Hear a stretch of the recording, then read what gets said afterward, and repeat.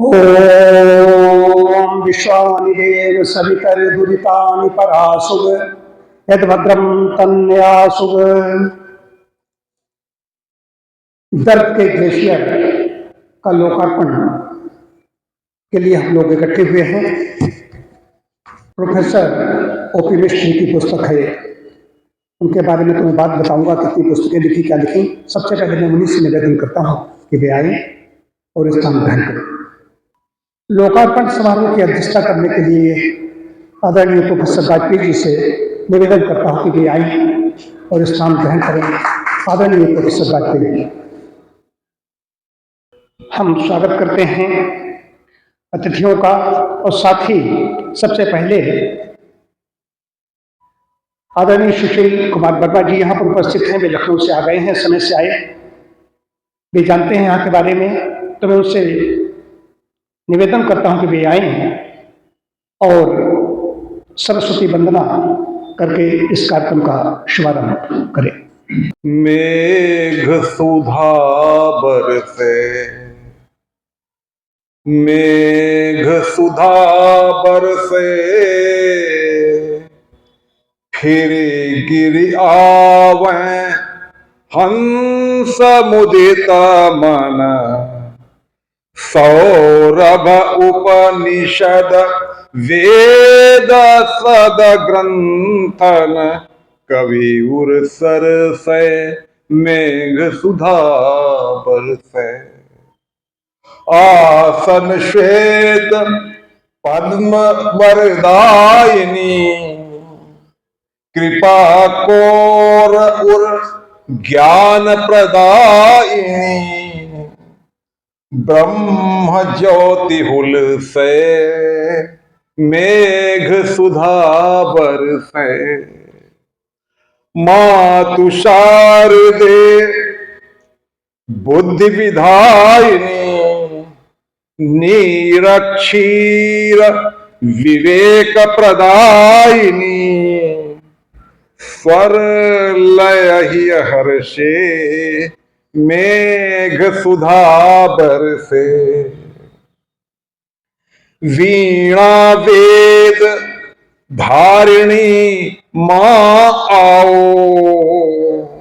वीणा वेद धारिणी मां आओ, कंठ लेखिनी उर बस जाओ, उर्वाल मीकी विलसे मेघ सुधा बरसे। मुझ जड़ दुर्बुद्धि पर कृपा करो मां, मुझ जड़ दुर्बुद्धि पर कृपा करो मां, भक्त आपके मुझ पर कृपा करे मां, तुलसी प्रभु हर्षे मेघ सुधा बरसे। मां भारती की अर्चना लिखे लेखनी, मां भारती की अर्चना लिखे लेखनी, शत्रुदल पर शर संधान करे लेखनी, शुचिता चित परसे साहित्य सुधा बरसे। मां वीणा पाणी को प्रणाम। बहुत बहुत धन्यवाद आदरणीय सुशील वर्मा जी। कब मेरे छोटे भाई मनीष मिश्र जी भी उपस्थित हैं यहाँ पर। आपका मैं हार्दिक अभिनंदन करता हूँ। कवियों से आग्रह है कि वे उधर स्थान ग्रहण कर लें, तो मंच हमारे नजदीक आ जाएंगे, उधर आपके लिए। प्रोफेसर ओपी मिश्र के बारे में doctor professor doctor OP Mishra ji हमारे हरदोई में ही जन्मे, पले बड़े सदी बेटा में। उसके बाद उनके बारे में बताना मुश्किल है, बहुत बड़ा है मामला। पढ़ाई करते करते पीएचडी डीलिट करने के बाद में यहाँ एसोसिएशन पीजी कॉलेज हो, लखीमपुर में प्राचार्य रहे, मुजफ्फरनगर में गए, कई जगह, वाराणसी, बीएचयू में, काशी हिंदू विश्वविद्यालय में आपने अध्यापन का किया, आगरा में किया। लेकिन मुझे याद है, मैं आपको बताता चला जा रहा हूँ, तमाम पत्र पत्रिकाओं में लेख प्रकाशित हुए, बहुत लेख प्रकाशित हैं, उनका पूरा एक उसका वर्णन यहाँ पर देना संभव नहीं है, जिसमें चर्चित पत्रिकाएं, अखबार और 4 छात्र ऐसे रहे जिन्होंने आपके शिष्यत्व ग्रहण करके पीएचडी, जिन्होंने पीएचडी की उपाधि ली, ये विशेष बात है। और सबसे बड़ी बात है कि सम्मान मिला है आपको 2 बार। सम्मान तो कई मिले हैं, सम्मान कई मिले, लेकिन उसमें 2 सम्मान है। एक बात 5 लाख रुपए की राशि मिली और दूसरी मिली है 2 लाख रुपए की राशि। बाकी कई जगह से सम्मानित किए गए।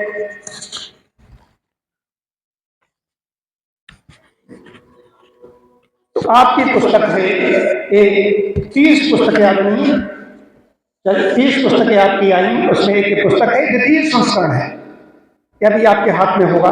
यहाँ बहुत इसलिए बहुत कम लोगों को बुलाया गया। आपकी पुस्तक में अब आप ही बताएंगे इसके बारे में। प्रोफेसर मिश्र से निवेदन करता हूँ कि वे अपनी बात रखें। जब मैंने 1960 में एमए किया था, first class 4th position Agra university में, तो उस समय भी बेकारी की समस्या थी और आज भी है। तो चूंकि अर्थशास्त्र विषय में रोजगार की संभावनाएं ज़्यादा होती हैं, इसलिए उसमें मैंने एमए, पीएचडी और डीलिट किया। पीएचडी पब्लिश है इलाहाबाद से, डीलिट पब्लिश्ड है दिल्ली से।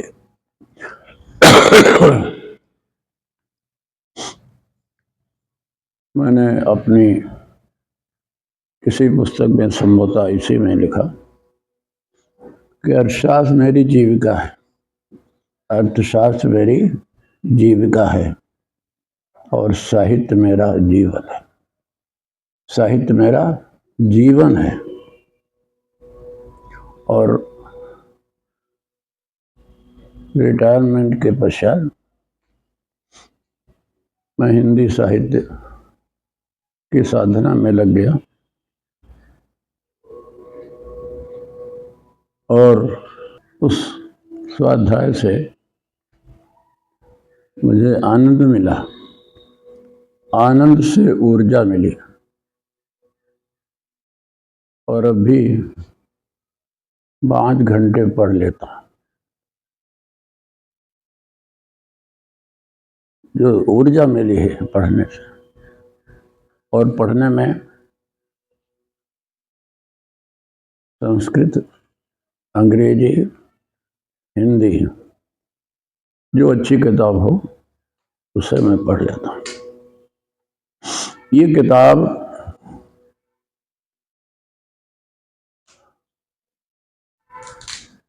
उसको व्यक्त करती है जो हमने भोगा और हमने समाज में देखा। अब तो स्थितियां बदल गई हैं, किंतु मैंने कभी कहा था कि हरदोई में बंदूक प्रेम अधिक है, विद्या प्रेम कम है। मैंने कहा अब स्थिति बदल गई। उसका प्रमाण मैं स्वयं हूं। 76 में मेरे ऊपर कातिलाना हमला हुआ था। ईश्वर की कृपा से, आप सबके सहयोग से मैं आपके सामने हूं। किंतु जो हमलावर थे या हमले के संयोजक थे, वो सब ऊपर हैं।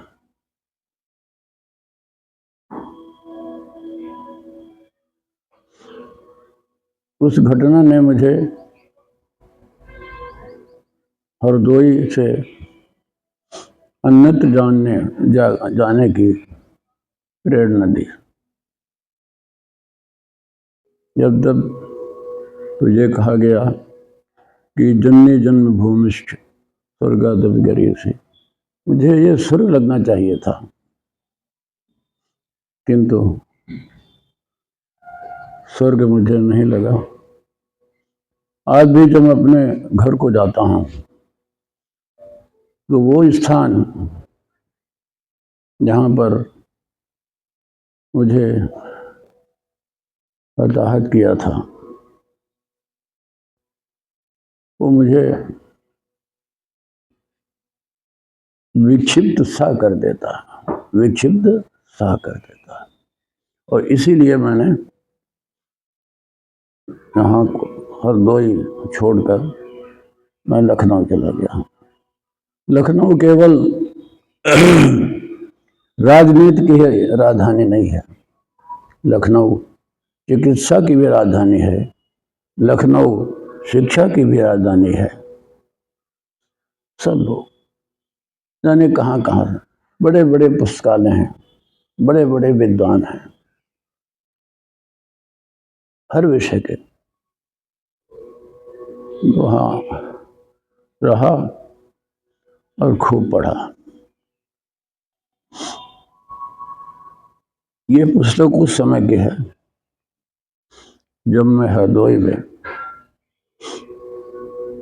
रीडर हुआ था। मुझे श्री मोहनलाल वर्मा ले आए थे, अब स्वर्गीय हैं, एसडी कॉलेज मुजफ्फरनगर की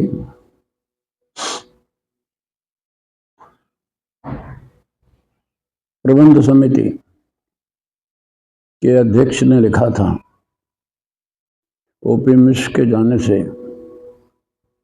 मेरा कॉलेज गरीब हो जाएगा। ब्राह्मण पुत्र हूं, ब्राह्मण का जो धर्म हो सकता है, यज्ञ करना, यह कराना, दान देना, दान लेना, वेद पढ़ना, वेद पढ़ाना आदि आदि, इनमें से हमने कम से कम कुछ तो किया। मुझे डॉक्टर साहब ने बुलाया, आप लोग आए, मेरी भावनाओं को समझा, मैं आप सबका बड़ा भाई हूँ।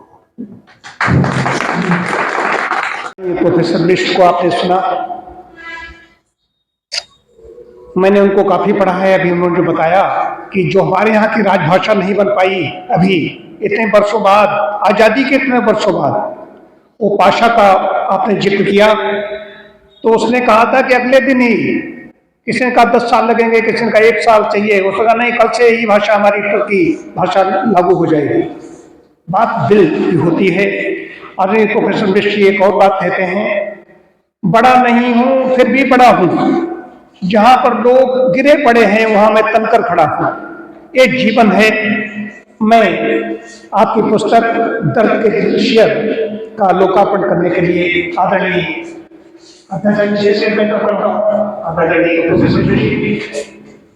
और यहाँ पर कभी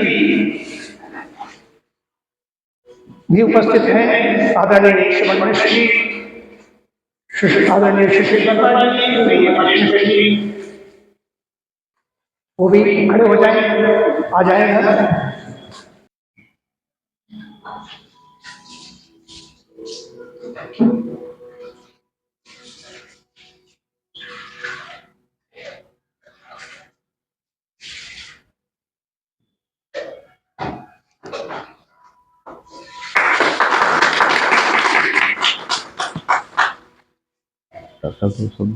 पुस्तकें ज्ञान का भंडार होती हैं।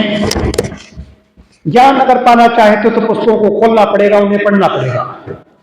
और पुस्तकों साहित्य में भी बड़ा भूसा है, मतलब साहित्य सभी पढ़ना पड़ेगा, विद्वानों को पढ़ना पड़ेगा। तो ज्ञान, समाज में रहने के लिए ज्ञान की आवश्यकता होती है। ज्ञान नहीं होगा तो समाज में कैसे रहा जाए, कैसे निवास किया जाए, कैसे चला जाए, कैसे बोला जाए, कैसे क्या खाना है, क्या पहनना है, एक बड़ा विषय है। ये ज्ञान हमें पुस्तकों से मिलता है। पुस्तकों को अपना मित्र बनाएं। अभी पुस्तक आपके हाथों में मिलेगी। अब मैं अध्यक्षता करने आदरणीय प्रोफेसर वाजपेयी जी से निवेदन करता हूँ, वे अपने विचार प्रकट करें। दर्द के ग्लेशियर, ये शीर्षक ही आकर्षण का कारण है।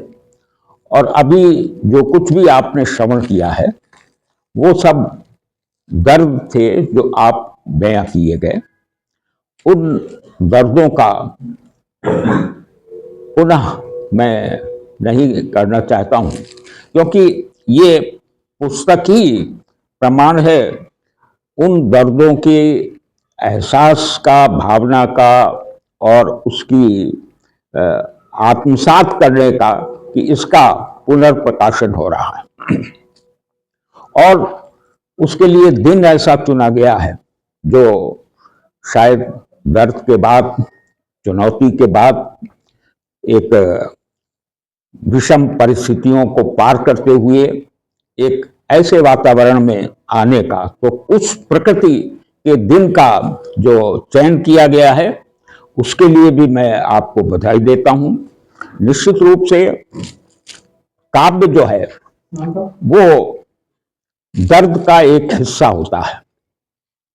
और इसमें जैसा कि आपने अपने इसमें लिखा हुआ है कि बनारस, मथुरा, मुजफ्फरनगर, हरदोई और गोला गोकर्णनाथ, इन सब स्थानों में रहते हुए जिन परिस्थितियों का सामना करना पड़ा, जिन चुनौतियों से उनको जूझना पड़ा, उन सब का दर्द इस किताब के अंदर समेटा हुआ है।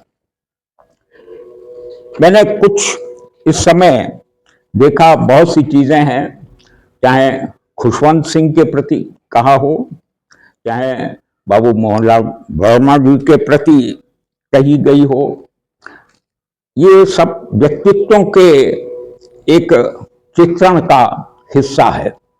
लेकिन जो दर्द इसमें बयां किए गए हैं, उन दर्द को आप शिल्प की दृष्टि से मत देखिए, भावना की दृष्टि से देखिए, भाव की दृष्टि से देखिए, तभी आप उन दर्दों के पास पहुंच पाएंगे, उन दर्दों को महसूस करेंगे। और कभी अगर शिल्प ढूंढेंगे तो शायद आप बहुत कुछ कह सकने की स्थिति में होंगे, लेकिन अगर भावना ढूंढेंगे तो आप इसमें कुछ नहीं कह सकते हैं। आप इसमें जुड़ जाएंगे, आप उसके साथ बह जाएंगे। ये एक प्रमाण है उसका। तो उसके लिए मैं अर्थ का शास्त्र का विद्यार्थी हो और साहित्य की साधना में संलग्न हो, उसको मैं नमन करता हूं।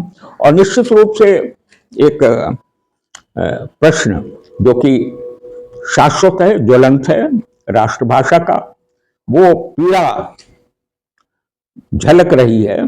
और उसका एक उदाहरण दिया कि संकल्प शक्ति बड़ी होती है, इच्छा शक्ति बड़ी होती है।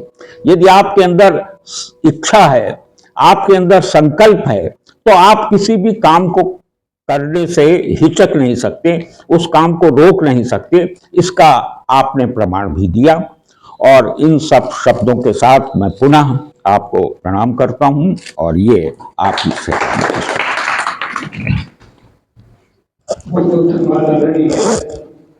प्रोफेसर वाजपेयी जी